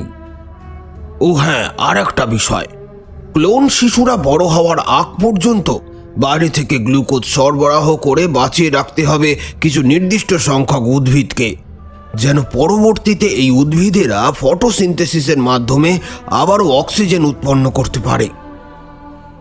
ব্যাস, এটাই মানব সভ্যতার রক্ষার শেষ এবং একমাত্র উপায়। তবে বিষয়টা আসলে এতটাও সহজ ছিল না। এমন অনেক প্রশ্ন ছিল যেগুলোর উত্তর জানতেন না জারাস। যাই হোক, সমস্ত দৈব ত্রুটি বাদ দিয়ে জারাস এবং তার সঙ্গীরা হিসেব নিকেশ করে দেখলেন সম্পূর্ণ এই প্রক্রিয়া সম্পন্ন হতে সময় লাগবে বছর 20। অর্থাৎ মজুদ অক্সিজেন ফুরিয়ে যাওয়ার যথেষ্ট আগেই।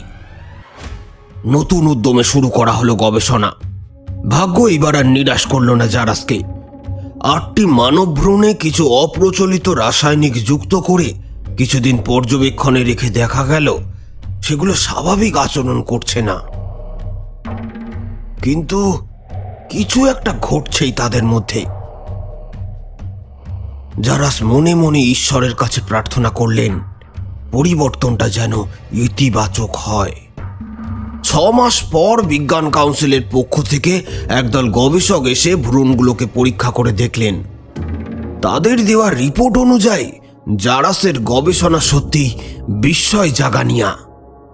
সবকিছু ঠিকঠাক থাকলে আর মাত্র কয়েক মাস পরেই জন্ম হবে এমন একদল মানুষের, যারা পৃথিবীর বিজ্ঞানকে এক লাফে কয়েক হাজার বছর এগিয়ে নিয়ে যাওয়ার সামর্থ্য রাখে।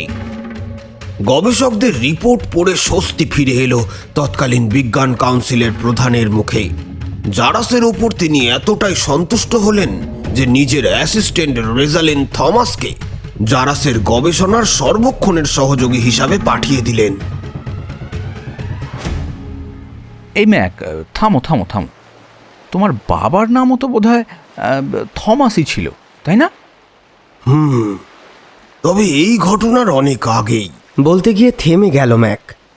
তার গলা চিরে ঝরে পড়ছে একরাশ বিষণ্ণতা। আপনার বাবা কিভাবে মারা গিয়েছিলেন? আমি যতটুকু শুনেছি মৃত্যুটা নাকি ন্যাচারাল ছিল না। তা অবশ্য ছিল না। বাবা তো খুব নামি দামি কেউ ছিলেন না, তবুও তার মৃত্যু নিয়ে সেই সময় বেশ হইচই হয়ে গিয়েছিল। পেশায় তিনি ছিলেন লাইব্রেরিয়ান। অবশ্য সেটাকে পেশা না বলে নেশা বলাটাই বেশি যুক্তিযুক্ত।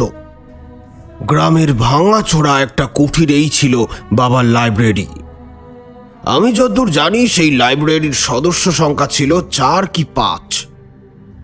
আয় হওয়া তো দূরের কথা, উল্টে মাঝে মধ্যে বাবা নিজের পকেটের টাকা খরচা করে লাইব্রেরির জন্য বই কিনতেন। দাদুর ব্যাংকে জমানো টাকা ছিল কিছু, আর গ্রামের বাড়িতে থাকা সম্পত্তি থেকেও ভাগ পেতেন। ফলে সব মিলিয়ে স্বচ্ছন্দেই চলতো আমার আর বাবার ছোট্ট সংসারটা। সকালে ঘুম থেকে উঠে স্কুলে যেতাম, বিকেলে বাড়ি ফিরে সোজা চলে যেতাম মাঠে। বাবা সারা দিন লাইব্রেরিতে বই নিয়েই পড়ে থাকতেন, বাড়ি ফিরতেন অনেক রাত করে। প্রতিদিন বাড়ি ফিরে খাওয়া দাওয়ার পর আমাকে ফেয়ারি টেল শুনিয়ে ঘুম পড়াতেন। একদিন হলো কি, বাবার বাড়ি ফিরলেন না। তারপর শত চেষ্টা করেও আর কোনো খোঁজ পাওয়া গেল না মানুষটার।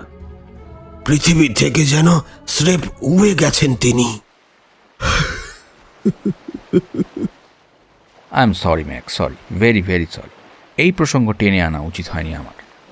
বিষণ্ণ ভঙ্গিতে মাথা নাড়লেন ইখওয়ানুল। আমি এই ফাঁকে খেয়াল করলাম বই রেখে আমাদের কাছে এগিয়ে এসে দাঁড়িয়েছে তরুণ বিজ্ঞানী। মন দিয়ে ম্যাকের গল্প শুনছে সে। তো প্রসঙ্গে আসা যাক। জারাসের সেই গবেষণা তখন প্রায় শেষের পথে।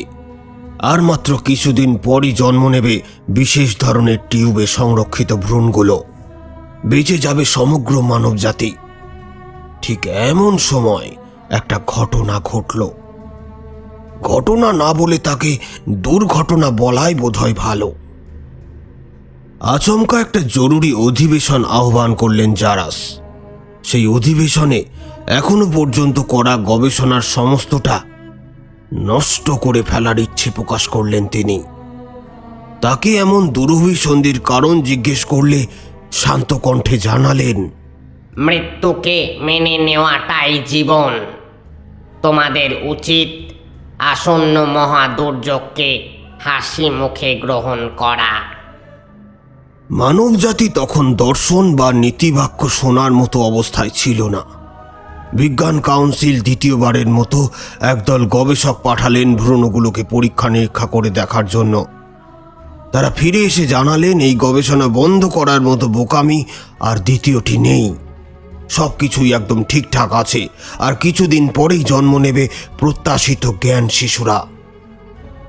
ব্যাস, বিস্ফোরণের বারুদটুকুর যোগানো দিলেন তারা। জারাসের বিরুদ্ধে ফুঁসে উঠল সমগ্র বিজ্ঞানীকুল। সবাই বলা বলি করল জারাস মানসিক ভারসাম্য হারিয়ে ফেলেছে।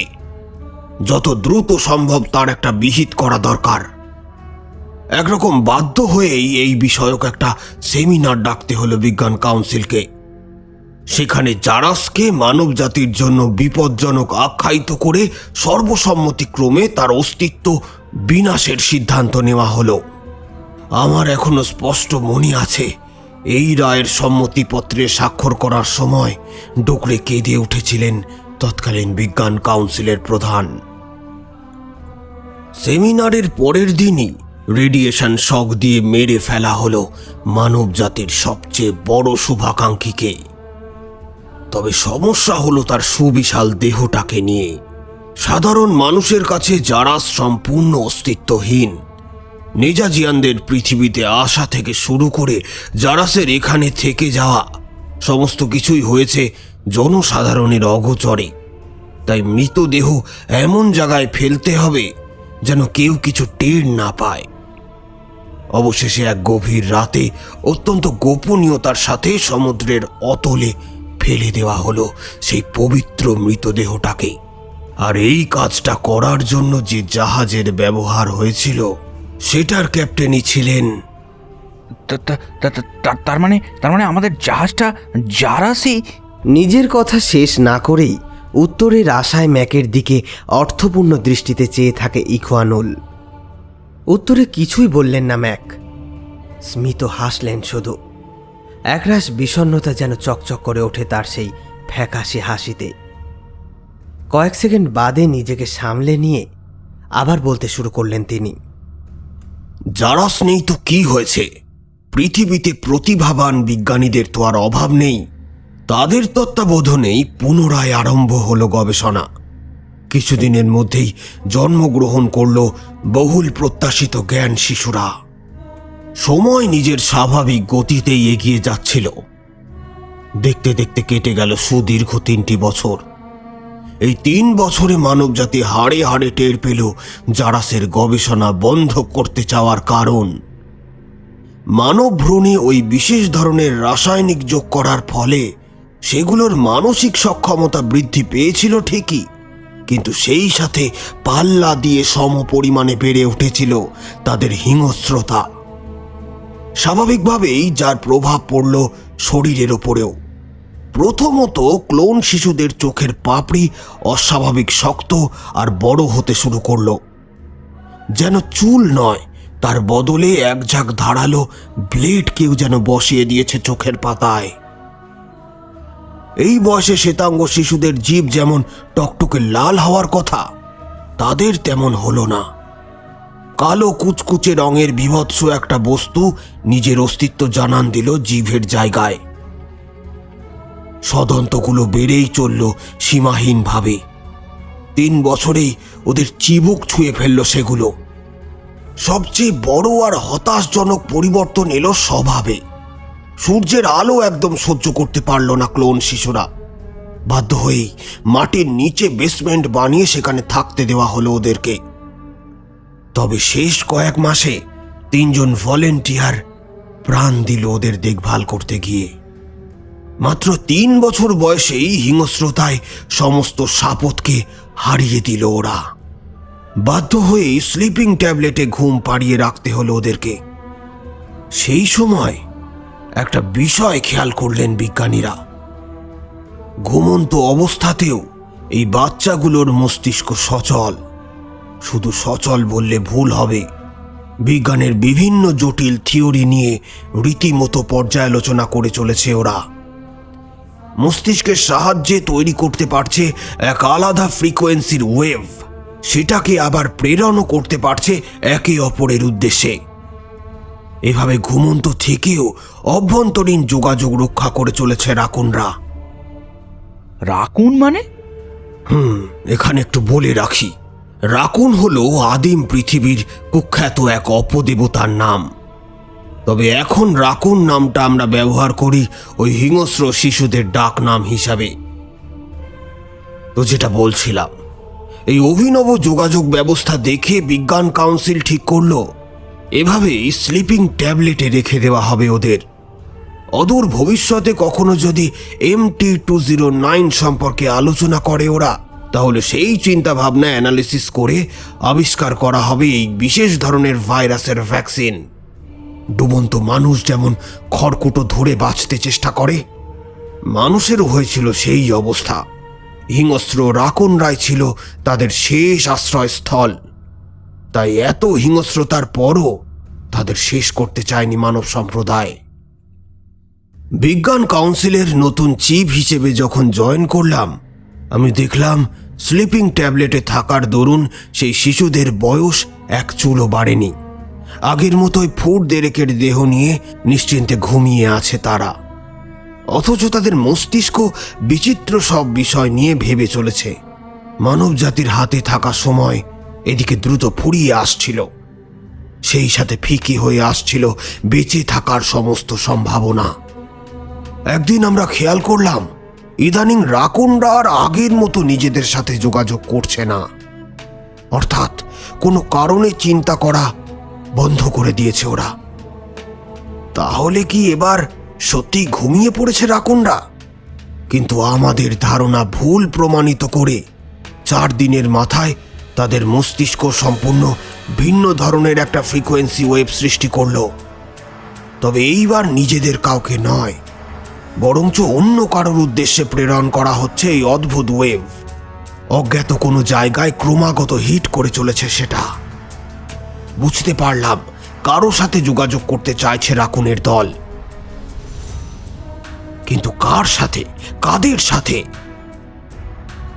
সেই ঘটনার পর পেরিয়ে গিয়েছে অনেক দিন, কিন্তু এখন দেখা যায় রাকুনরা আর বিজ্ঞান নিয়ে ভাবনা চিন্তা করে না, তার বদলে তৈরি করে সেই অদ্ভুত ফ্রিকোয়েন্সি ওয়েভ, আর সেটা প্রেরণ করে অজ্ঞাত কোনো শক্তির উদ্দেশ্যে। এই মতো অবস্থায় কয়েকদিন আগে বিজ্ঞান কাউন্সিলকে একটি কঠিন সিদ্ধান্ত নিতে হয়েছে। আমরা ঠিক করেছি ধ্বংস করে দেব রাকুনদের। শুধু শুধু একদল দানব পোষার কোনো মানে হয় না। তোমরা জানতে চেয়েছিলে না কি আছে ওই বাক্সটায়? তাহলে শোনো, রাকুনদের শেষ করতে জাহাজে করে অ্যান্টিম্যাটার বোমার বয়ে এনেছি আমরা। এই দ্বীপের মাটির নিচেই এক সুবিশাল বেসমেন্টে সযত্নে ঘুম পাড়িয়ে রাখা হয়েছে ওদের।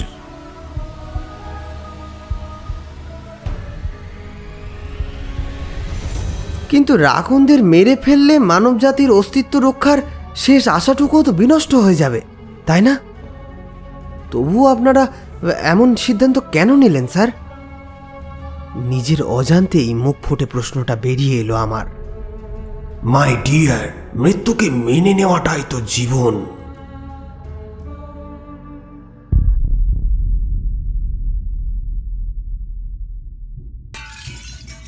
কিসের একটা শব্দ শুনে ঘুমটা ভেঙে গেল। বিছানায় উঠে বসলাম। শব্দটা ঠিক কিসের সেটা বোঝার চেষ্টা করছি। কতকটা কাঁচ ভাঙার শব্দের মতো। আজ মধ্যরাতে এই ল্যাবরেটরিতে এসে পৌঁছেছি আমরা। আমরা বলতে আমি, ম্যাক, ইখওয়ানুল আর সেই নাম না জানা তরুণ। এই অশুভ জায়গাটায় পৌঁছে তখনই সঙ্গে করে নিয়ে আসা অ্যান্টিম্যাটার বোম দিয়ে রাকুনদের এই আবাসস্থলকে উড়িয়ে দিতে চেয়েছিলেন ইখওয়ানুল, কিন্তু ম্যাক রাজি হননি। সকালের জন্য অপেক্ষা করতে বলেছিলেন সবাইকে।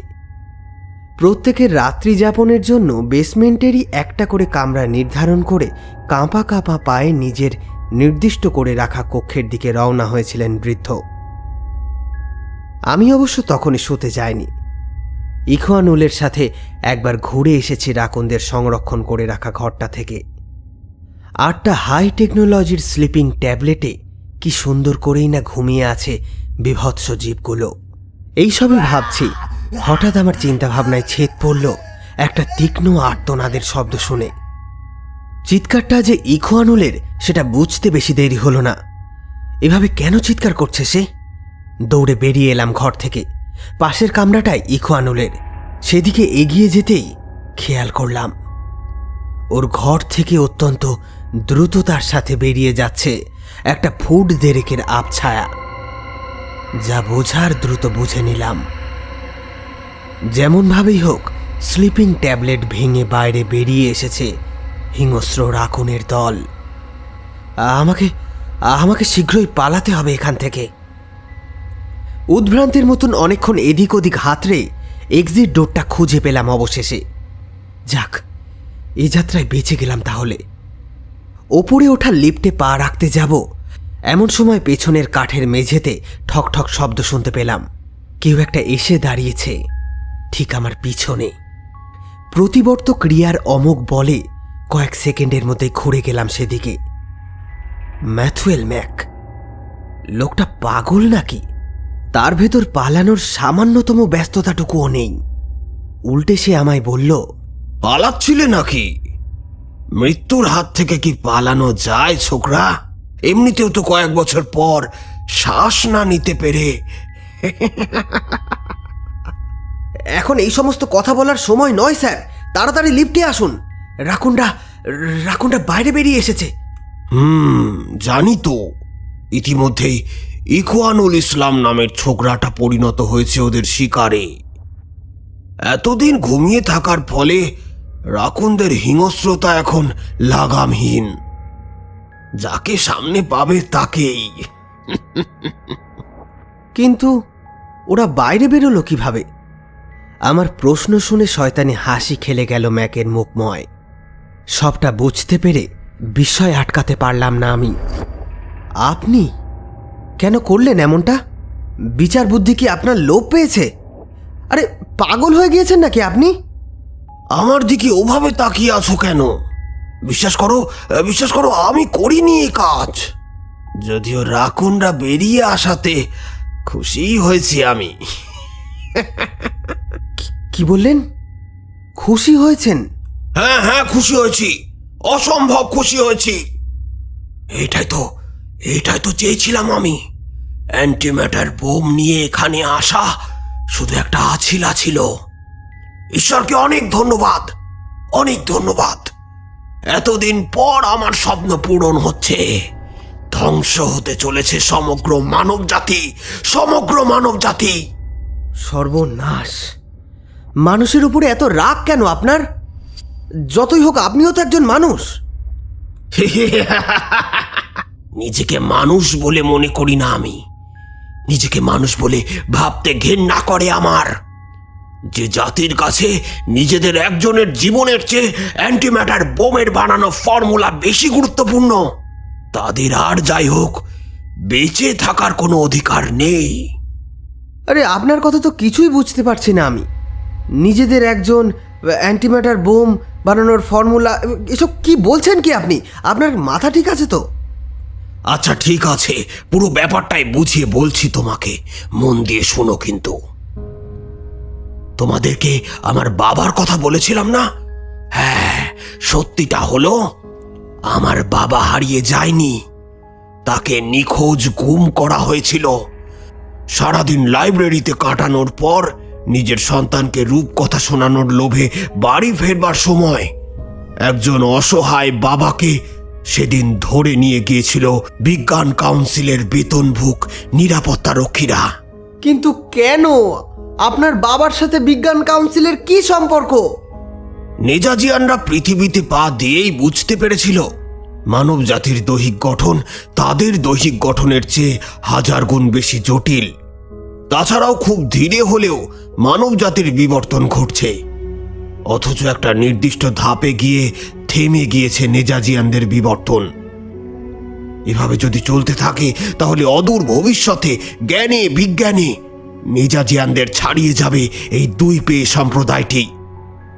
তাই ফিরে যাওয়ার সময় অ্যান্টিম্যাটার বোমার বদলে বিজ্ঞান কাউন্সিলের কাছ থেকে তারা চেয়েছিল একজন জীবন্ত মানুষ, যাকে নিজেদের ল্যাবরেটরিতে নিয়ে গিয়ে কেটে কুটে পরীক্ষা করা যাবে।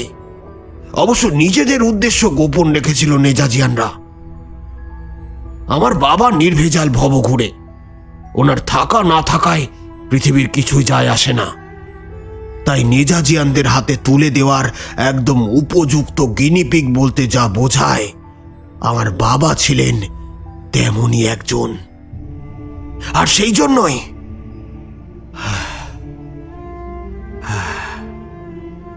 একটু থামলেন ম্যাক, পরের কথাগুলো সাজিয়ে নিলেন বোধহয় মাথায়, তারপর আবার বলতে শুরু করলেন।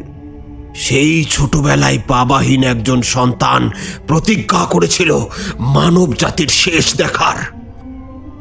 হ্যাঁ, আমি হয়তো করতে পারিনি কাজটা, কিন্তু কিন্তু ও তো করেছে, তাই সই। আচ্ছা স্যার, একটা কথা, আপনিই তো বলেছিলেন যে পৃথিবীতে খুব বেশি অক্সিজেন মজুদ নেই। তাই যদি হয় তাহলে কয়েক বছর পর তো এমনিই বিলুপ্ত হয়ে যাবে সমগ্র মানব সভ্যতা। তা সত্ত্বেও এইসব করার কি দরকার ছিল স্যার? প্রতিশোধ, নিজের হাতে প্রতিশোধ নিতে চাই আমি। অক্সিজেনের অভাবে মরলে মৃত্যু যন্ত্রণাটা তেমন ভাবে ভোগ করা হবে না মানুষদের। আমি চাই ওরা ভীষণ যন্ত্রণা পেয়ে ছটফটিয়ে মরুক। আর এমন যন্ত্রণাদায়ক মৃত্যু উপহার দেওয়া এক রাকুন ছাড়া আর কারোর পক্ষে সম্ভব নয়। কিন্তু স্যার, রাকুনরা তো মাত্র 8 জন। মানুষদের অর্ধেকটা ব্যালিস্টিক মিসাইলই তো যথেষ্ট ওদের শেষ করার জন্য। দুষ্টু ছেলে, এসব কথা বলতে আছে? আর রাকুনরা একলা সেটা তোমাকে কে বলল? মানে? মানে হলো এই যে আমাদের জাহাজ জারাস ডুবায়নি। এতদিন পরে সেই বেচারার একটা হাড়ও খুঁজে পাওয়া যাবে না পৃথিবীতে। গুপ্তচর বৃত্তির অপরাধে নিউক্লিয়ার বোমের আঘাতে অনেক আগেই ছাই হয়ে গিয়েছে সেটা। এই দেখো, এত অবাক হওয়ার কি আছে এতে? মানতে কষ্ট হচ্ছে নাকি যে জারাস নেজাজিয়ানদের গুপ্তচর ছিল? সত্যি বলতে মানব জাতির প্রতি অপরিসীম স্নেহ থেকে পৃথিবীতে সে থেকে যায়নি। সে শুধু থেকে গিয়েছিল আমাদের মানুষদের উপরে নজরদারি করতে। সে তো ইচ্ছে করেই ভ্রূণগুলিতে এমন সব রাসায়নিক। আচ্ছা বাদ দাও, তোমাকে বরং পৃথিবীতে আগত নতুন অতিথিদের সাথে পরিচয় করিয়ে দিই আমি। তোমাকে বলেছিলাম না তখন, ইদানিং আমরা লক্ষ্য করছি রাকুনদের তৈরি বিশেষ ধরনের তরঙ্গগুলো কোনো অজ্ঞাত জায়গায় হিট করছে। বিজ্ঞানীরা এই রহস্যের কোনো কুল কিনারা করতে না পারলেও আমি পেরেছিলাম। সমুদ্রের অতলে অবস্থিত আরেকটা ডাইমেনশনের বিভৎস জীবদের মানব জাতিকে ধ্বংস করতে উদ্দাত্ত আহ্বান জানিয়েছে রাকুনরা। তাদের উদ্দেশ্যেই ওরা ক্রমাগত প্রেরণ করছিল সেই অদ্ভুত ফ্রিকোয়েন্সির তরঙ্গ। কেননা রাকুনরা জানতো ওদের একার পক্ষে মানুষদের শেষ করা সম্ভব নয়। ও হ্যাঁ, আর একটা কথা, ভিন্ন মাত্রার সেসব জীবেরা যে পৃথিবীতে দাপিয়ে বেড়াবে সেটা কিন্তু হাজার হাজার বছর প্রাচীন একাধিক ধর্মগ্রন্থে আগেই উল্লেখ করা হয়েছিল। কোরআনে সেই সব জীবদের বলা হয়েছে ইয়াজুজ মাজুজ, বাইবেলে গোগ মাগোগ। আমাদের জাহাজটাও তো ওদেরই একজনের সুরের আঘাতে। কিন্তু স্যার, রাকুনদের যদি আপনি না ছেড়ে থাকেন তাহলে ওদের ছাড়লো কে? এই আকামটা আমি করেছি ব্রাদার। কণ্ঠস্বরটা ভেসে এলো ম্যাকের ঠিক পিছন দিক থেকে। মুহূর্তে সেই দিকে ঘাড় ঘোরালাম আমি। কিন্তু এ কি দেখছি আমি? ম্যাকের পেছনে দাঁড়িয়ে থাকা তরুণটিকে আমি তো চিনি। অবশ্য এই মুহূর্তে নিজের চোখকে অবিশ্বাস করতে ইচ্ছা করছে না আমার। জিসান? কিন্তু জিসান এমনটা কেন করলো? ম্যাকের পরের কথাতেই আমি বোধহয় আমার প্রশ্নের উত্তর পেয়ে গেলাম। এই তো আমার ছেলে এসে গেছে। সাবাস বেটা, সাবাস। তুই করে দেখিয়েছিস। নিজের পিতামহকে হত্যার প্রতিশোধ বেশ ভালোই ভাবে নিয়েছিস। এবারও কথা শেষ করতে পারলেন না ম্যাক। পেছনে খস খস একটা আওয়াজ শুনে সেদিকে ফিরে তাকালেন। তার ঠিক পেছনেই এসে জমা হয়েছে হিংস্র রাকুনদের দল। আর কিছু জানার প্রয়োজন ছিল না আমার। দ্রুত ঢুকে পড়লাম লিফটে। স্টার্ট বাটনটা চেপে দিলাম সজোরে। এতক্ষণ স্থির হয়ে দাঁড়িয়ে থাকা বস্তুটি মুহূর্তেই সচল হয়ে উঠল। যান্ত্রিক শব্দ করে উপরে উঠতে শুরু করলো সেটা। তবে সেই যান্ত্রিক শব্দকে ছাপিয়ে আরও একটা শব্দ সংকেত গ্রহণ করলো আমার কান। শব্দের উৎসের দিকে তাকিয়ে দেখলাম ফুট দেড়েকের একাধিক অবয়ব ঘিরে ধরেছে বাপ বেটা দুজনকেই। এতদিন বন্দি থাকায় সাপতগুলোর শত্রু মিত্র বোধ লোপ পেয়েছে। ম্যাকের পেট ইতিমধ্যেই মাঝ বরাবর চিরে ফেলেছে ওরা। তবুও কি শান্তভাবেই রাকুনদের মাথায় হাত বোলাচ্ছেন ম্যাক, যেন তার নিজেরই সন্তান ওগুলো। ওদিকে বাবার এহেন অবস্থাতেও ছেলের কোনো বিকার নেই। উল্টে সে আমার দিকে তাকিয়ে শান্ত অথচ শানিত কণ্ঠে বলে চলেছে, পালাও, দ্রুত পালাও এখান থেকে। পারলে পালিয়ে গিয়ে সমস্তটা বলো ওই বুড়বাক মানুষদের। জানাও কি বিপর্যয় অপেক্ষা করছে তাদের জন্য। আশা করছি খুব দ্রুতই পূরণ হবে আমাদের এই আজন্ম লালিত স্বপ্ন। ইয়াজুজ মাজুজরা শয়ে শয়ে উঠে আসবে সমুদ্রের অতল থেকে, রাকুনদের সাথে জোটবদ্ধ হয়ে ধ্বংস করবে আমাদের এই মানব সভ্যতা। আর তারপর এই স্বপ্নের পৃথিবী আরো কতই না সুন্দর হয়ে উঠবে। তখন এই ভয়ানক সুন্দর গ্রহটাতে বাস করবে কেবল একদল অযান্ত্রিক জীব, রাকুন আর সমুদ্রের শয়তান। ছেলেটার কথা শেষ হওয়ার সঙ্গে সঙ্গে ম্যাককে ছেড়ে তার দেহের উপরে ঝাঁপিয়ে পড়ল রাকুনরা। যেন কথা শেষ হওয়ার প্রতীক্ষাতেই ছিল এতক্ষণ।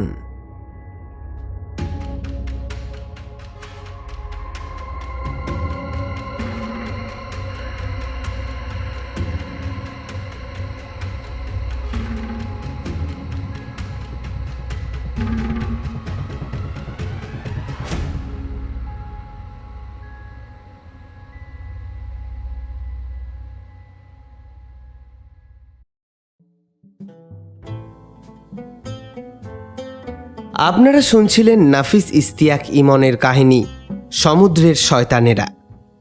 গল্পটি কেমন লাগলো কমেন্ট বক্সে জানিয়ে যেতে ভুলবেন না। যে সমস্ত শ্রোতা বন্ধুরা এখনও আমাদের চ্যানেলটিকে সাবস্ক্রাইব করেননি তারা দয়া করে সাবস্ক্রাইব করে বেল আইকনটি প্রেস করে দিন। গোটা বছর জুড়ে আমরা গল্পের মাধ্যমে আপনাদের মনোরঞ্জন করে এসেছি। আপনারাও আমাদের ভুল ত্রুটি নিজ গুণে মাপ করে দিয়ে আমাদের সাথে থেকেছেন, ভালোবেসেছেন। আগামী দিনেও আশা রাখব এভাবে আমাদের পাশে থাকবেন, শুনতে থাকবেন গল্প কথা। আমাদের আজকের প্রশ্নগুলি হল: 1. গল্পের কথকের নাম কি ছিল? 2. গল্প অনুসারে রেজালিন থমাসের মৃত্যুর প্রতিশোধ কে কিভাবে নিয়েছিল? 3. গল্পের সময় অনুসারে আজ থেকে প্রায় কত বছর আগে কোন গ্যালাক্সি থেকে নেজাজিয়ানরা পৃথিবীতে পা রাখে? গল্প প্রকাশের প্রথম 48 ঘন্টার মধ্যে উত্তর পাঠাতে হবে। উত্তরগুলি কোথায় কিভাবে পাঠাবেন জেনে নেবেন ডেসক্রিপশন বক্স এবং প্রথম কমেন্ট থেকে। আজকের গল্পের সমগ্র পর্ব পরিচালনায় গল্পকথা টিম, পোস্টার ডিজাইনিং এবং সাউন্ড এডিটিংয়ে আমি অয়ন। আমাদের অফিসিয়াল পার্টনার ফেসবুক গ্রুপ ভূতান্বেষী। গল্পকথা এবং ভূতান্বেষীর তরফ থেকে আমাদের সকল শ্রোতা বন্ধুদের জানাই happy new year in advance. আজ এই পর্যন্তই। আগামী সপ্তাহে, আগামী বছর আরও নতুন ধরনের কিছু গল্প নিয়ে হাজির হব আপনাদের জন্য, অবশ্যই হাড় হিম করা। ততক্ষণ সুস্থ থাকুন, শুনতে থাকুন গল্প কথা।